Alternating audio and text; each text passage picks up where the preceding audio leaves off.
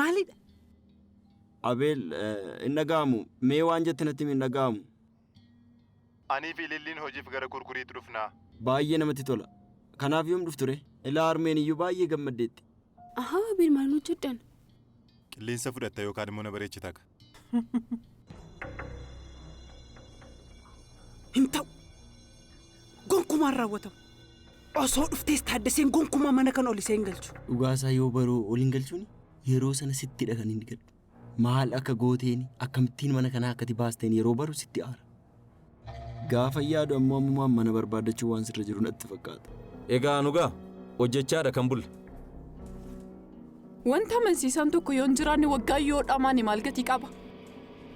Egaa amma dandeenya yaalleerra. Maal gochuu dandeenya kanaa olitti? Yaalleerraa? Wanti hundi erga raawwatee booda yaalleerraa maal gatii qaba? Taalentii biyyittiin qaba jettu walitti qabnee siif laanne. Waanuma tokko illee hojjechuu sitti ulfaata? Afaan Oromoo kas bifaa fi hiika qabu gurri keen barree miti. Naamusa kee Abeel. Brainstorm gochaan jira bar.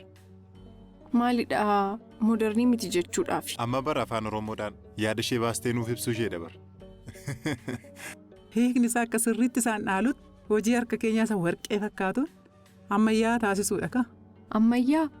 Miidhagaa jechuuf fedhanatti fakkaata. Ammayyuuftuudha isheen wandabuun kuulamtee laalsimbuu fuula ishee ammayyuuftuudha isheen.